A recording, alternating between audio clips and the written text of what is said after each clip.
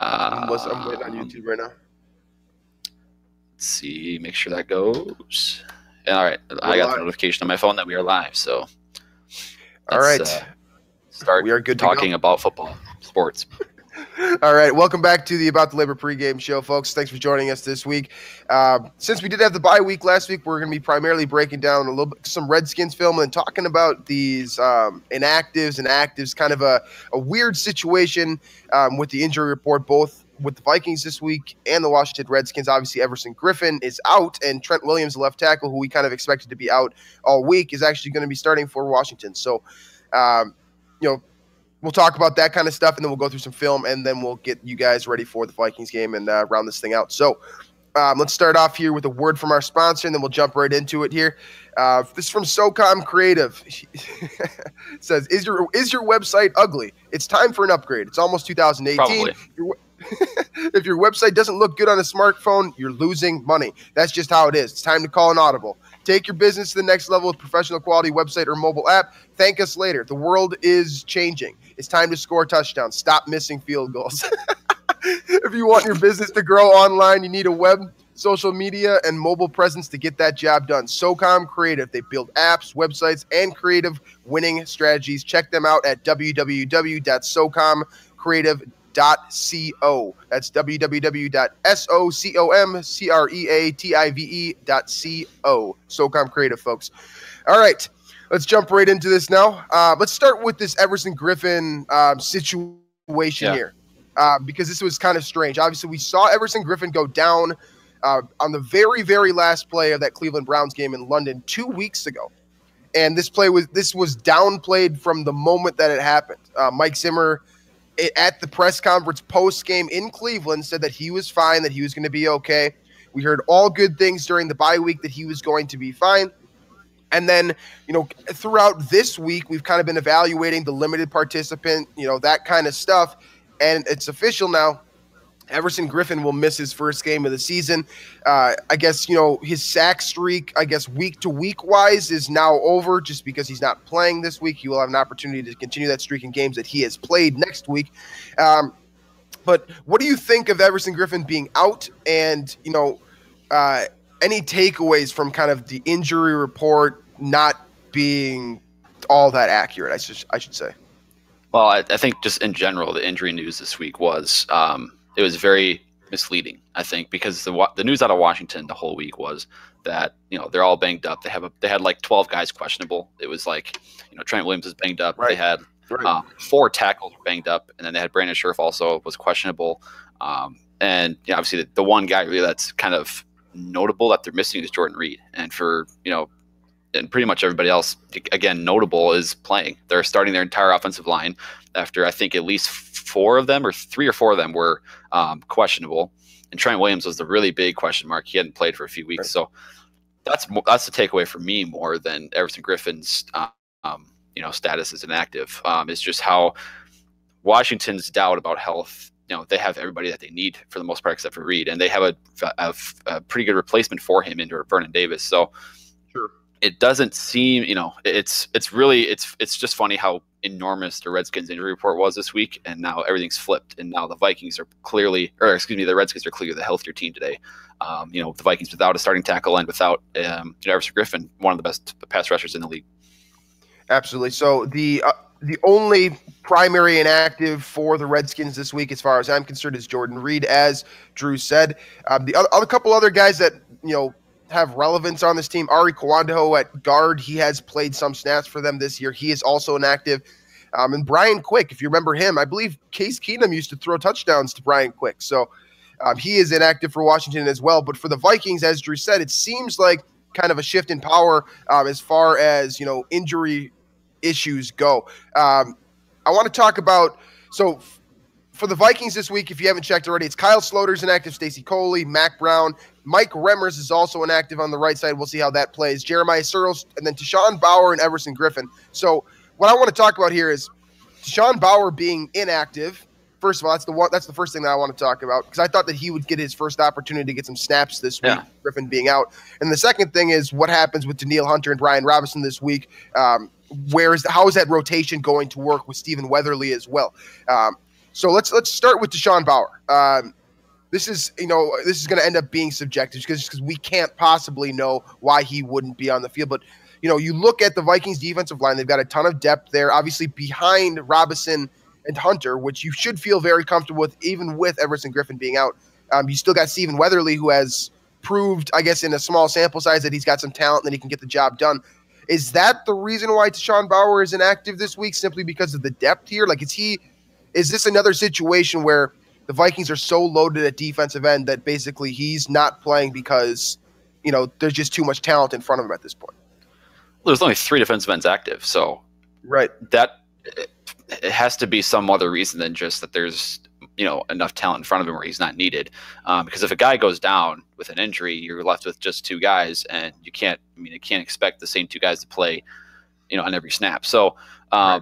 It is weird that he's not active, because he's been active before. I believe he was active earlier this season. So I'm not really sure. There must have been.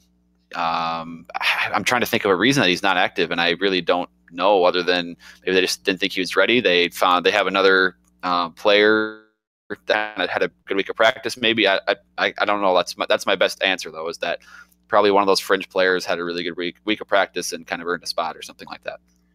Yeah, it's definitely strange. I would have liked personally to see Deshaun Bauer, this week, just to get an idea of what the Vikings have in him. Obviously, he was so great during the preseason, destructive in many different ways, but primarily against 2s and 3s.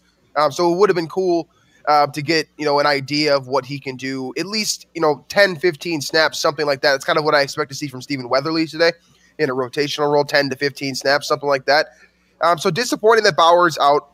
But the Vikings obviously have a ton of depth at defensive end. I feel like this is, one of the reasons why people aren't freaking out as much, I should say, about Everson Griffen, is because you can feel confident with the combination of Hunter and Robinson. Now, how is this combination going to line up today? That's my question here, because Hunter has always been opposite Everson Griffen when Everson Griffin's on the field. Now, when Everson Griffen has been off the field, he has replaced him at that right defensive end spot. I personally don't really think it matters which side you're coming off of. Some teams like to come off of if you're looking at the formation from a defensive perspective, the left side, just because you don't have to face guys like Trent Williams, for example. You get a weaker right tackle to some degree, and that's what they like to do with Ryan Kerrigan, which is something we'll look at in a couple minutes here. But I don't think it matters. I'm just curious how the Vikings decide to do this. Will they flip them back and forth? Because we've seen Brian Robinson rush from the interior, obviously. We've seen him rush from the exterior at the right side and the left side throughout his career. Hunter has proven that he can stand up. I mean, how much does Everson Griffen being out really change the look that the Vikings are going to bring this week against Washington? Well, I think you'll see, for the most part, Hunter on the, I guess from the defensive perspective on the right side of the defensive line. I don't think there'll be a whole lot of rotation between Robinson and Hunter. I think you're going to see those 2 mainly at those spots. And then obviously, I think you'll see some Stephen Weatherly, particularly in situations to replace Robinson, or in the event that Robinson moves inside to pass rush, in those third down situations. But I think Hunter will mostly stay on that right side and do what he can to replace Griffen there, which means you'll get a Danielle Hunter healthy versus Trent Williams' very banged up knee, which according to reports has been pretty painful. And so that's I don't hate that match. Trent Williams, obviously, when he's healthy, he's an all-pro tackle, but we don't know. That knee seems pretty uncertain right now. So let's dig a little bit into this. Probably let's go a little bit too far. Read into this a little bit too far here, because Trent Williams, as you said, all-pro caliber left tackle, but with that knee injury, the issue for him today probably is going to be power, because he's going to try to set an anchor with that knee, or he's going to try to create leverage with. And if Hunter, which we all know the guy's jacked, he's shredded, he can beat you with finesse or power, but I think power is the way to go today against Williams, given the situation, because he can't back up well. He's going to everything's going to be tossed off just a little bit. I'm not saying he's incapable of recovering from that, but I think Hunter's a great matchup, especially if he is fully healthy, because he could do so many different things from that pass rushing spot. So I think Trent Williams is still very beatable today. And based off of the information we've been provided about his health situation, I wouldn't be shocked if he got pulled mid-game as for a replacement, because it has been TJ Clemmings. Like, yeah, I mean, it's been tough. You don't want to make that move, but it's been tough sledding for Trent Williams. He's been in a lot of pain. He's facing a tough matchup today that's going to make that worse, probably. Just to, call it a bold I don't know what this is. Predict the injury, but I can totally see him getting pulled in favor of TJ Clemmings, and we might finally get that matchup that we want to see so bad. Yeah, I got to give credit to Lucas in our YouTube chat. He mentioned that the best thing about Everson Griffin being out is that he won't get the offside today. So that's a positive. Hopefully Danielle Hunter doesn't fill his shoes in that way. But I do think Hunter can get that advantage because he's got those long arms where you can kind of give he's been pretty good in the past at giving a really good first initial jab right into the chest of the offensive lineman to disband any leverage that they can get. So that'll be something to watch for the Vikings. And then obviously on the other side of the line, the other side of the ball, Mike Remmers being out against Ryan Kerrigan. I think we're going to have to look at that shortly here, at least one example of Kerrigan, but Rashad Hill has a pretty big task today as well, filling in for Remmers. Ryan Kerrigan is one of the most underrated pass rushers in the NFL, one of the most consistent players that this league has to offer right now. And I believe he's top 3 or 4 in the league in sacks over the past 4 years. And usually on that same side there as Remmers on that would be the left side of the defense. That's where he'll be coming from, and that's where Rashad Hill will be lined up. Right. So let's take a look at Ryan Kerrigan now, since you did bring him up. We talked about him a little bit on the most recent pregame show, the most recent podcast, and he is criminally underrated. I don't know why that is, but he has been a dominant force from that 3-4 spot, that 3-4 edge rushing spot. So sometimes he's going to stand up. Sometimes, in this case, I believe he puts his hand in the dirt, but he's going to come off the left side of your screen here. Let's run through it just once. He's at the top of your screen, beating kind of with the bend around the edge there. Now, what I find so impressive about this play is simply right now, at this point right here, he beats him with finesse, and now it's the bend. Now you probably hear this term thrown around. Right. You hear this term, the bend term, thrown around by scouts and fake scouts and online scouts or whatever, all the time. And that's apparent here for Kerrigan, because you're cutting down that angle, right? Your goal is to get to the quarterback as fast as possible. And if you can cut down that angle around a tackle here, you create a better angle to the football, essentially. It's simple mathematics. Why can't I say mathematics? Mathematics? No, that is mathematics. Jesus. Anyways, it's simple math. Or arithmetic. That's you're getting those two words mixed up. Jeez. Hard to believe it's Sunday morning before kickoff. It's hard to believe it's Sunday morning. Yeah. My bad, guys. Anyways, so back to Ryan Kerrigan here. Yeah, that was my bad. I'm sorry. Very embarrassing. So Kerrigan, you talk about him. A second here. Yeah, you need to be done. You need to be done. No, I think Rashad Hill has shown pretty good, agility and movement, I guess, at the tackle position when he has gotten reps in. I think at left tackle in the preseason, he was, pretty good in that aspect. But I do hope the Vikings, bring some help to him, using, either David Morgan or Kyle Rudolph to chip, or, Jerick McKinnon or Tavius Murray. You gotta send people that way. And I do think he's probably the biggest threat Washington's defense will pose. So and the nice thing about him being on that side is that Case Keenum will have better vision of him. And like we said it before in the past, that Keenum is pretty adept to this point at, moving around the pocket and stepping up when it's there. So, at least on that way, it's okay. But again, Kerrigan, he's a real threat, and having a backup try to go in there and stonewall him all by himself is probably not the best move for the Vikings.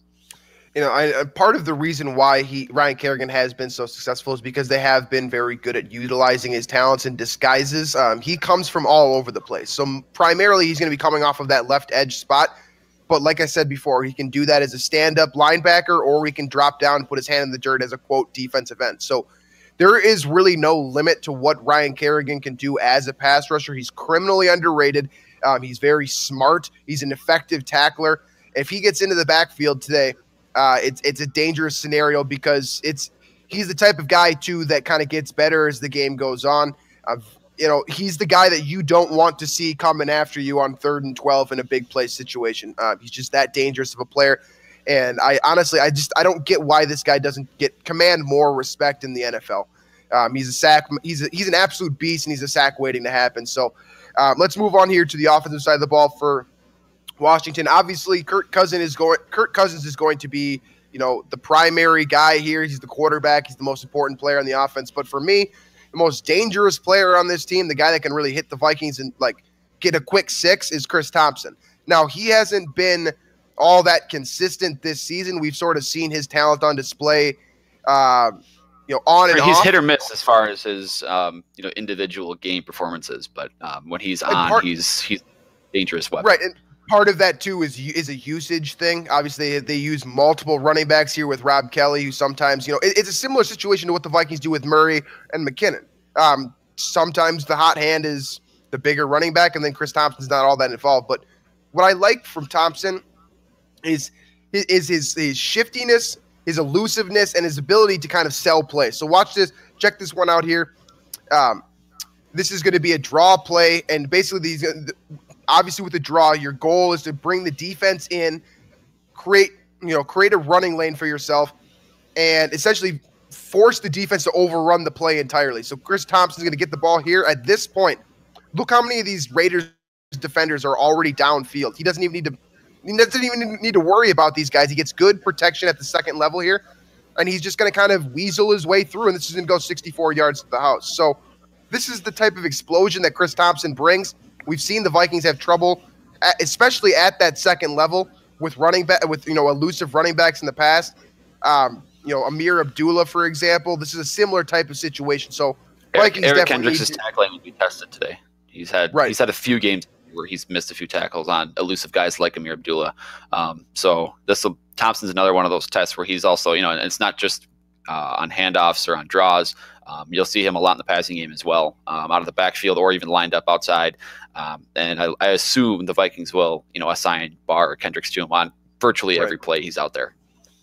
Absolutely. So Chris Thompson, Ryan Kerrigan, those are my, for me, those are my two key players to watch for Washington today. If you can shut down Kerrigan, or I guess contain Ryan Kerrigan, their defense won't be able to do nearly as much.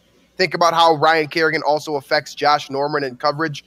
Part of the reason why he's been able to be successful is because he's been able to get a good pass rush working in front of him. So if you contain Kerrigan, you can beat Norman, essentially. That's how that works out for me. And also Kendall Fuller and these other cornerbacks as well. Same can be said about them. But then on offense, for me, Chris Thompson is the guy. If you limit him, there isn't any guy on this team right now that is as explosive as Thompson. So if you can contain him and not keep things in front of you from the cornerback perspective, you're probably going to be in a position to win this game at the end of the day. So moving on from that, then let's talk a little bit about where the Vikings stand today, because we were talking before the show. I've been a roller coaster all week about ups and downs. Are the Vikings going to win this football game? Are they going to lose this football? I'm having a difficult time getting a good read on this game. You see these injuries come out today, but you picked Washington to win on the most recent show. I picked Minnesota. Are you changing it all today, or how are you feeling for the Vikings heading in? Now that we have all the information at hand. Yeah, if anything, I feel worse about this game for the Vikings anyway than I did. I can't believe Washington did get all of their offensive line healthy today in uniform. I did not expect that based on reports, especially with Trent Williams again. And then obviously Everson Griffin out is a big blow. Mike Reimers out is a big blow. I feel worse about this game for the Vikings than I did before. And again, it just seems like this post-bye week thing for the Vikings the last few years has been sketchy. And last season in particular, is the most fresh, reminder of that to me. But it just seems like the Vikings have struggled post-bye week. And then, and they obviously struggled last year at Washington as well. So that's probably part of it for me. But I feel like Washington's a bit better than their record as well. Yeah, Washington has had a difficult schedule leading up to this game too. They've played a lot of very good teams already. We talked about how they're coming off of a big win in Seattle. They beat the LA Rams earlier this year. This is definitely a team that, you and I have talked about this with the Timberwolves before. They kind of play to their competition, right? We've seen this with the Wolves in the past, where we saw this last night with the Wolves. Yeah, they'll play with the Warriors for 4 quarters one game, and then they'll get hung by the Phoenix Suns the next game. So I think the Washington Redskins are similar in that regard, right? I think that they play to their competition every single week, and it hasn't. Sure. That's why you see a 4-4 team, right? For me, this is a team that if one thing goes, there are a couple of bad possessions away from being a 6-2 team. A 2-6 team, and a couple of good possessions away from being a 6-2 team. So they're definitely a competitive team, especially when they're at full staff.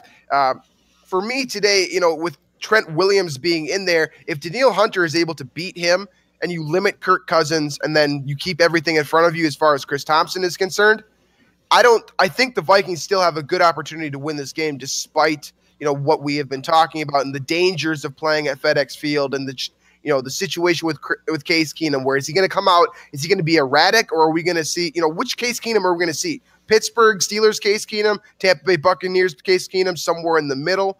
If you start slow against this team, I'm worried about this game for sure. Yeah, absolutely. And I think, getting Latavius Murray going on the ground is going to be huge. We talked about that on the podcast. Their 3-4 setup does provide a better opportunity for in between the tackles running. And so I think it'll be on the interior offensive line of Minnesota I'm assuming Nick Eason will start today and he'll be back. And then, Pat Elflein and Joe Berger to kind of set the tone there, win in the trenches there, and get Latavius Murray going. Cause I know Washington is down a couple of interior guys on defense.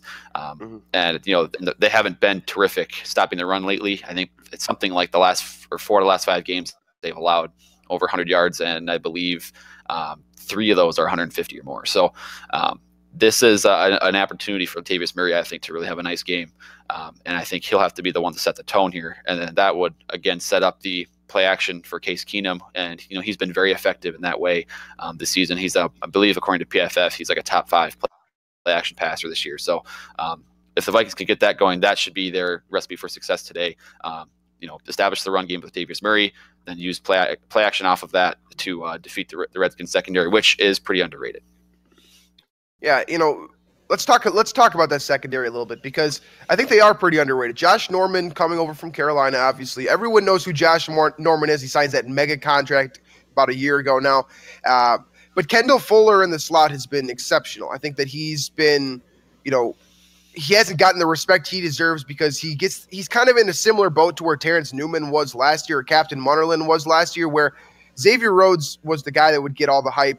Everyone would be talking about how good Xavier Rhodes is playing. Well, there's a couple other guys last year, Terrence Newman and Captain Munnerlyn, who are doing their job very well. And I think that Kendall Fuller is somewhat a product of a similar situation, where you see Josh Norman playing well, he's doing his thing. He's this multi-million-dollar franchise caliber cornerback. And then you've got a couple other guys who are just, relative to him, not nearly as talented, not nearly as successful, not as much, credibility. So it's easy to overlook these guys. But with Kendall Fuller, that's going to be an interesting matchup, I think, today, because you're going to probably see Kendall Fuller against Adam Thielen, which means Stephon Diggs against Josh Norman. That's 2 really fun matchups from a football perspective. If you're a Vikings fan, you don't love it, obviously, because those are 2 good cornerbacks, but from a football watcher perspective, this should be 2 entertaining one-on-one individual matchups for the Vikings in the passing game. Then it's going to be, what makes these cornerbacks so good too is that they're able to cut down that window, and that's something that the Vikings receivers have been able to bail Case Keenum out on occasion, is just not throwing into it, not throwing the perfect pass, I should say. And against these cornerbacks in Washington, you have to be more perfect than others, I should say. Yeah, for sure. And I tend to think Thielen will still be able to win some in the slot just because, again, that size. I think he's 6'2", 6'3". Fuller is 5'11", and that's typically how it is with slot cornerbacks. You're not going to put your biggest corner in the slot, and that's typically because they're not as agile and they don't have that quick twitch kind of shiftiness that is required for the slot position. So I do think Thielen will be able to produce there and will be able to make himself available for those 3rd down situations and kind of play that slot role he has all year. He has 5 catches at least in every game for a reason.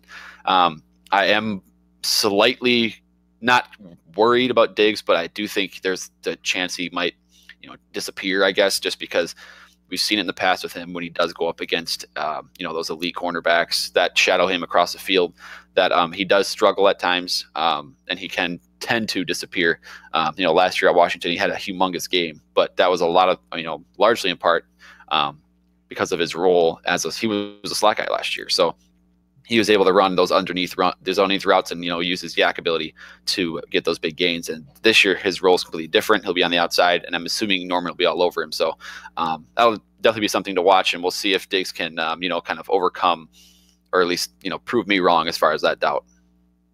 All right, so let's flip over to the other side here. The Vikings cornerbacks actually have a pretty, on paper, the Vikings cornerbacks have a difficult matchup today as well, because Josh Doctson and Terrell Pryor, obviously elite athletes. Pryor had this phenomenal season last year with the Cleveland Browns after playing quarterback unsuccessfully for a number of years. He was supposed to come to Washington on a one-year contract, and a lot of people thought that he was going to produce another big year, because obviously on a one-year contract, he's sitting, he's trying to cash in once again here. He's been very quiet for the most part. He has not been as consistent in terms of catch reception totals like he was last year in Cleveland. Still very dangerous downfield. Same can be said about Josh Doctson, the former first-round pick out of TCU. A lot of Vikings fans, myself included, preferred Josh Doctson to Laquan Treadwell, and were, let's say, disappointed when Washington leapfrogged the Vikings and took Doctson. We probably will never know for certain. I've heard reports both ways on what the Vikings were going to do there. So they have Doctson, they have Pryor, and then let's not forget about Jamison Crowder either, out of phenomenal route runner, one of the, an absolute technician at the position, rather, short in stature relative to the position, but still very dangerous, does a lot of the same things that Jarius Wright does well for the Vikings in terms of moving the chains, being a good safety blanket over the middle on like drag routes and stuff like that. So three capable receivers here. It's Mackenzie Alexander's birthday. He's probably going to be the one that draws Jamison Crowder in the slot. You'll probably see Xavier Rhodes on Terrell Pryor for the most part. That leaves Trey Waynes with Josh Doctson, which in my opinion that becomes a very important. Has beaten cornerbacks over the top this year multiple times. He has very few catches, but he's been able to get big gainers for the most part when he is able to get command targets from Kirk Cousins. So what are you seeing here from Xavier Rhodes, Xavier Rhodes and Trey Waynes against Terrell Pryor and Josh Doctson? I think that's, you might mix and match there, but how do you feel for the Vikings heading into that type of matchup? I'm mostly scared about Crowder because I think he does too have, an underrated ability to take the top off of defense from the slot. I think he's shown that plenty of times in the past where he can kind of sneak behind the defense. So that'll be key both for, Mackenzie Alexander, Terrence Newman, or whoever's in the slot, and, Harrison Smith or Sendejo, whoever is, covering the deep, who's ever the high safety on the play. So I'm looking for Crowder to kind of make a difference against the Vikings, because I'm definitely coming around on the whole slot cornerback thing, but I still do have some doubts just about how productive that spot can be, because I think Waynes has really stepped up lately, and he's been a very solid number two, and obviously Xavier Rhodes. So Jamison Crowder in the slot is the Redskins receivers versus Vikings DBs. That matchup is the one I'm watching for the most today. Absolutely. So that leaves Kyle Rudolph here. What do you expect from Rudolph heading into this matchup? You've got Kerrigan, who's an excellent pass rusher, not really known for his coverage skills, though. You've got Zach Brown, who has been very, very solid this year for Washington. Do you expect to see Kyle Rudolph opening up the field for the Vikings today, or is this going to be, a matchup of wits on the outside with the cornerbacks and wide receivers? Well, I think this has been alluded to too on the YouTube chat that I've been looking at here, is that Kyle Rudolph will be, I would assume anyway, be asked to chip some for Kerrigan. Right. At least I hope that's kind of the case. So I would think that would take away some of his production. But I otherwise I like him as a safety blanket. That's kind of been his role throughout his career. And so when the Vikings do open things up and let Thielen and Diggs try and make a big play down the field, I like Rudolph as kind of a check down option. After chipping, Kerrigan helping out there and kind of make himself available in the event that Case does have to check down. He or McKinnon both are good in that role. So that's kind of what I see for Rudolph's production today. I don't see anything, an outrageous game for him or anything. Just kind of, probably 2, 3, 4 catches, something like that, for not a lot of yards. Right. Okay, so that that leaves us here with a situation where the Vikings probably are. If we go position by position, the Vikings probably win on paper the majority of these matchups, right? You like the Vikings cornerbacks against the Redskins receivers. You probably like the Vikings linebacker situation in terms of what the running backs in Washington offer. They've been largely unsuccessful. This is one of the worst rushing offenses. With Linville Joseph Fat Rob Kelly last week had the Matt Asiata stat line: 14 carries, 18 yards, and 2 touchdowns. Right. So these guys are, I think the Viking. Let's talk about this game plan for victory. Every single week, what's the first thing that we're always going to say every week? Stop the run, right? The Vikings have a good opportunity here to make that happen, despite Everson Griffin being out. It'll be interesting. It'll be something interesting to see how well Danielle Hunter can set the edge with Griffin on the sideline, because Griffin has been so good at containing the run as well as being a pass rusher. Something that we've seen from Hunter, where he's been very solid against the run, but maybe inconsistent. Still a young player. That'll be an important thing to watch today. But the Vikings, on paper, look pretty good in terms of being able to stop the run today. Then you get to the next level here and it becomes about the passing game. With Kirk Cousins, if he's forced to throw the ball 50 times, I like the Vikings' chances of getting 1, 2, maybe even 3 interceptions. Now, I like Kirk Cousins as a quarterback. It's his decision-making when he's forced to do it himself. That's when I think the Redskins are in trouble. So if the Vikings are able to, contain the running game in terms of from an efficiency standpoint, force a lot of 3rd and long situations, I think this is a turnover-prone offense. And if you win that turnover battle, you have a good chance to win the football game. And I think that Kirk Cousins, for as good as he is when he does have a running game behind him to sort of balance out the pass first run, I think that he is a guy that gets himself into trouble passing the ball too much sometimes. Yeah, I think the first thing to get to that level for the defense is that you got to obviously get after Kirk Cousins, get into his face. And I think then he can kind of buckle that way. But, again, Washington's offensive line, when fully healthy, is pretty solid. And they're all healthy today. Healthy. They're all playing. Trent Williams, again, we don't know about the real status of his injury, but it'll be a big challenge, I think, for the Vikings to actually get after Cousins without Everson Griffin. And then you're relying on, it's not like Brian Robinson and Danielle Hunter are bad players or anything. They're obviously, tremendous depth. Robinson is anyway to have behind Hunter and Griffin, but it's just that's a big piece missing. You get a guy with 10 sacks in 8 games and he's suddenly out of the lineup. That's going to have ripple effect down, on the performance of the rest of the unit. So it's going to need a big performance from Hunter against Williams, and obviously same for Robinson on the other side, and then Linval Joseph too in the middle there. He's not usually in pass rushing situations, but it'd be nice to see him get some pressure as well. He's been pretty underrated in that aspect this year.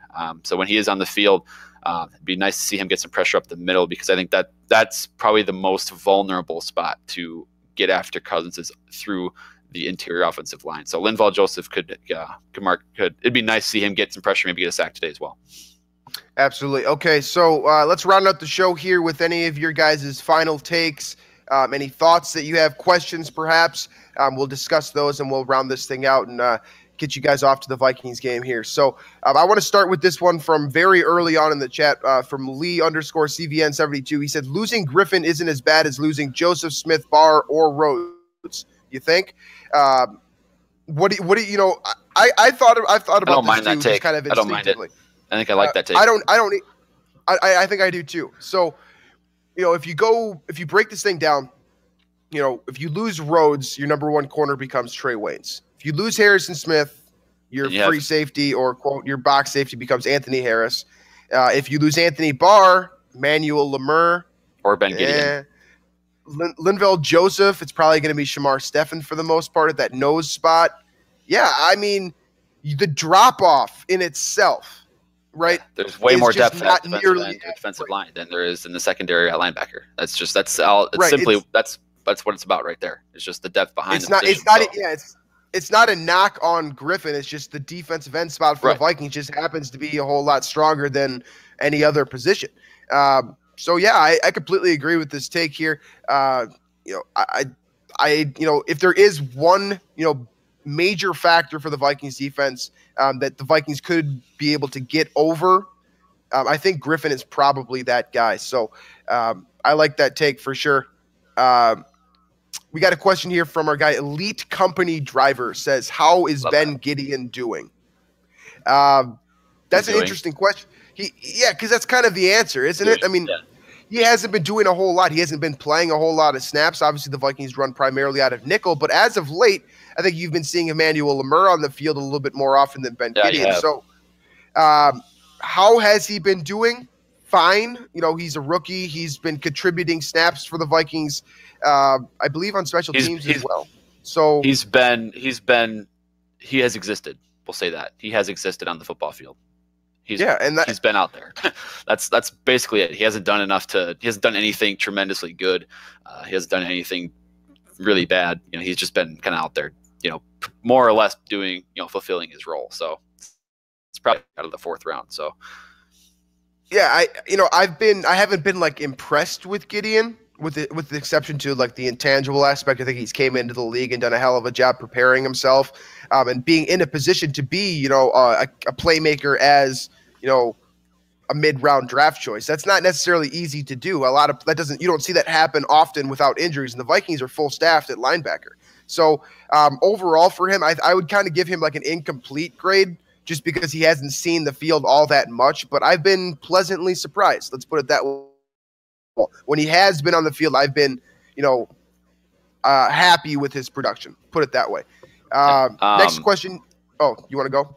Well, I was just going to say, do we have anything else? Because I was going to just make a point. We have went the entire show without mentioning that Teddy Bridgewater is active for the first time in 672 days, which, that's pretty cool. I mean, Teddy Bridgewater's on the field. He's wearing his uniform. And I was talking to my buddy Jess Poppin today, before or this morning, and he said that, Sam Bradford and Teddy Bridgewater have been on the same team for almost 2 years now. And neither of them, or they have both been, they have not been on the active roster at the same time. And they probably won't be, that's pretty insane. And then the timing of everything it's honestly, it worked out almost in some way. It almost worked perfectly, with the exception of, Keenum playing the last how many weeks. But the timing of the injuries and everything, it in that way, it worked pretty well to kind of, to verify the success of the trade by Rick Spielman. Yeah. I guess the reason why we haven't talked about it is because I don't necessarily I'm not sure if it matters this week, right? It doesn't. No, it doesn't matter unless Keenum gets hurt. But it's just like we have a couple of comments in the chat, and I've seen this all over Twitter, saying that Case is a candidate to get pulled this week. I don't see that happening, and here's why. I don't see it happening because I don't believe in the whole bad field conditions type thing with Teddy Bridgewater. I think the Vikings would start him if they thought he was ready. I think the Vikings are going to roll with Case Keenum this week. I don't, there's not going to be Teddy chance in the stands at FedEx Field. Next week at US Bank Stadium. Right. So I think you're going to get 4 quarters of Case Keenum this week, unless the Vikings run up a score. Possibly, it'd be nice to see maybe 5 or 6 throws from Teddy Bridgewater today. But I don't see that happening. I think the Vikings are going to be very close with the Redskins. Barring injury, Case Keenum will be the starting quarterback today and throughout the entire game. But next week, I think it could get interesting. And I did pick up Teddy Bridgewater for quarterback in my fantasy league because Cam Newton's on bye next week, and it'd be cool to have him if he gets to start to be on my fantasy team. And so, I'm playing it safe there. Whereas, but it's very possible that Case Keenum remains a starter until either injury or just a significant drop off in performance. Right. So Teddy Bridgewater probably not going to see the field today. Obviously, hypothetically speaking, if he does play today, what is a best case scenario, no pun intended, for Teddy Bridgewater if he gets on the field, say at the beginning of the fourth quarter? What do you need? What do you want to see from Teddy Bridgewater heading into next week that will make you feel more comfortable with him being the guy moving forward potentially. Yeah, this is going to sound really bad at first, but I want him to take a hit and get back up without flinching. Like it sounds bad at first. Like I want him to get hit, but I want him to have that under his belt before he starts again. So and obviously I feel I'm pretty confident in him being his old self. With the exception of the game experience, but that taking that hit, getting hit again in a game, and then getting right back up, having that experience, back within the last 15 months, then I'd feel pretty good about him starting moving forward and kind of getting over that hump early. Yeah, that's really, honestly, what I need to see from Bridgewater too is just the mentality. He could come out there and throw 3 for 7 for 8 yards, and if he looks like he's there mentally as a quarterback, he takes that hit that Drew was talking about, gets right back up, and stands in there in the pocket and delivers the types of plays that we've seen from the past. I just want to go out there and from a subjective standpoint, I want to see him feel comfortable out there. That's all I really need to see. I don't care about the stats. So that's what we'd like to see from Teddy Bridgewater. We got one comment here from Boner Lee. Nice. He said, what are your thoughts on picking up Vontae Davis since the Colts released him? I've actually haven't even thought about this. I've seen this question proposed by a lot of people on Twitter and random blogs and whatnot. But I'm kind of impartial here. I would be okay with the idea of bringing in Davis. Obviously, anytime you can get a good From what cornerback. I understand, he's been pretty bad this year before he was released, like performance-wise. So, I don't know. I mean, I don't think it's necessary, but it's probably not necessary. But would you, in theory here, you could release Tremaine Brock and pick up Vontae Davis because, the defensive scheme, it would take some time. And with Brock, that's kind of what he's been doing over the last couple of weeks. But, how confident can you be in Tremaine Brock after what you have seen to date?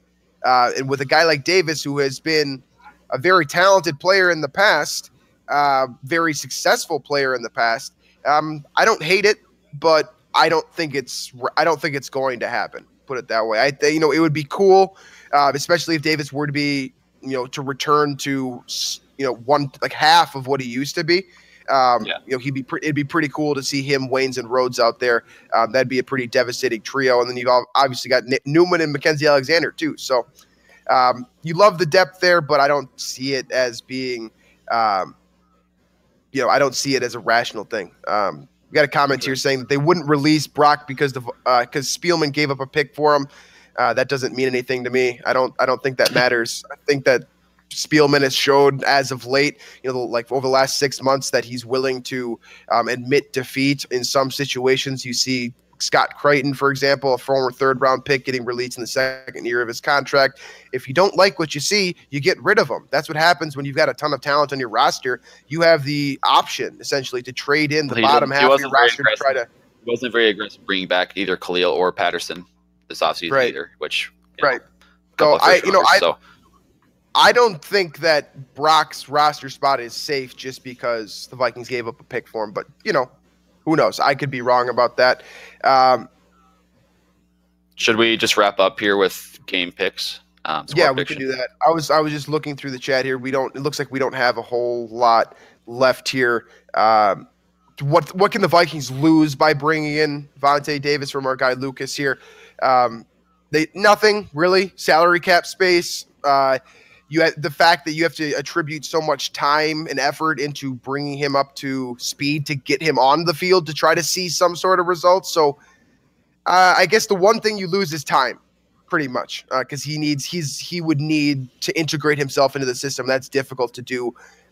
You only got 8 weeks left of this season. More often than not, players are training and working with the playbook all off season to prepare.